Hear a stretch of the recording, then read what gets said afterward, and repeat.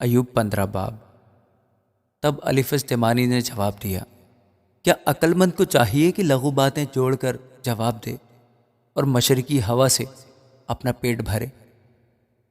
کیا وہ بے فائدہ بکواس سے بحث کرے یا ایسی تقریروں سے جو بے سود ہیں؟ بلکہ تو خوف کو برطرف کر کے خدا کے حضور عبادت کو زائل کرتا ہے، کیونکہ تیرا گناہ تیرے منہ کو سکھاتا ہے اور تو عیاروں کی زبان اختیار کرتا ہے۔ تیرا ہی منہ تجھے ملزم ٹھہراتا ہے، نہ کہ میں، بلکہ تیرے ہی ہونٹ تیرے خلاف گواہی دیتے ہیں۔ کیا پہلا انسان تو ہی پیدا ہوا یا پہاڑوں سے پہلے تیری پیدائش ہوئی؟ کیا تو نے خدا کی پوشیدہ مصلحت سن لی ہے اور اپنے لیے عقل مندی کا ٹھیکہ لے رکھا ہے؟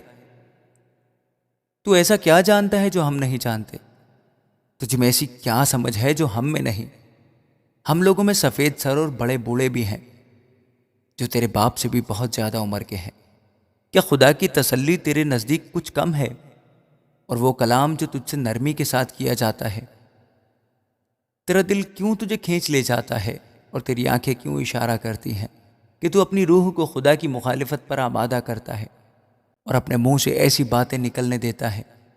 انسان ہے کیا کہ وہ پاک ہو، اور وہ جو عورت سے پیدا ہوا کیا ہے کہ صادق ہو؟ دیکھ، وہ اپنے قدوسیوں کا اعتبار نہیں کرتا، بلکہ آسمان بھی اس کی نظر میں پاک نہیں۔ پھر بھلا اس کا کیا ذکر جو گھنونا اور خراب ہے، یعنی وہ آدمی جو بدی کو پانی کی طرح پیتا ہے۔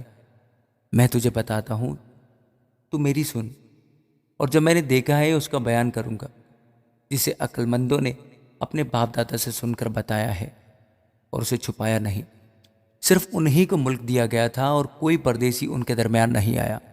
شریر آدمی اپنی ساری عمر درد سے کراہتا ہے، یعنی سب برس جو ظالم کے لیے رکھے گئے ہیں۔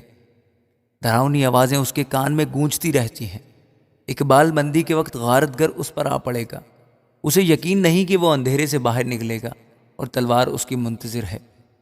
وہ روٹی کے لیے مارا مارا پھرتا ہے کہ کہاں ملے گی۔ وہ جانتا ہے کہ اندھیرے کا دن پاس ہی ہے۔ مصیبت اور سخت تکلیف اسے ڈراتی ہے، ایسے بادشاہ کی طرح جو لڑائی کے لیے تیار ہو۔ وہ اس پر غالب آتی ہیں، اس لیے کہ اس نے خدا کے خلاف اپنا ہاتھ بڑھایا ہے اور قادر مطلق کے خلاف بے باکی کرتا ہے۔ وہ اپنی ڈھالوں کی موٹی موٹی گلمیخوں کے ساتھ گردن کش ہو کر اس پر لپکتا ہے، اس لیے کہ اس کے منہ پر موٹاپا چھا گیا ہے اور اس کے پہلوؤں پر چربی کی تہیں جم گئی ہیں، اور وہ ویران شہروں میں بس گیا ہے، ایسے مکانوں میں جن میں کوئی آدمی نہ بسا اور جو کھنڈر ہونے کو تھے۔ وہ دولت مند نہ ہوگا، اس کا مال بنا نہ رہے گا، ایسوں کی پیداوار زمین کی طرف نہ جھکے گی۔ وہ اندھیرے سے کبھی نہ نکلے گا، شعلے اس کی شاخوں کو خشک کر دیں گے اور وہ خدا کے منہ کے دم سے جاتا رہے گا۔ وہ اپنے آپ کو دھوکہ دے کر بطالت کا بھروسہ نہ کرے گا، کیونکہ بطالت ہی اس کا اجر ٹھہرے گی۔ یہ اس کے وقت سے پہلے پورا ہو جائے گا اور اس کی شاخ ہری نہ رہے گی۔ تاک کی طرح اس کے انگور کچے ہی جھڑ جائیں گے اور زیتون کی طرح اس کے پھول گر جائیں گے، کیونکہ بے خدا لوگوں کی جماعت بے پھل رہے گی اور رشوت کے ڈیروں کو آگ بھسم کر دے گی۔ وہ شرارت سے باردار ہوتے ہیں اور بدی پیدا ہوتی ہے، اور ان کا پیٹ دغا کو تیار کرتا ہے۔ آمین۔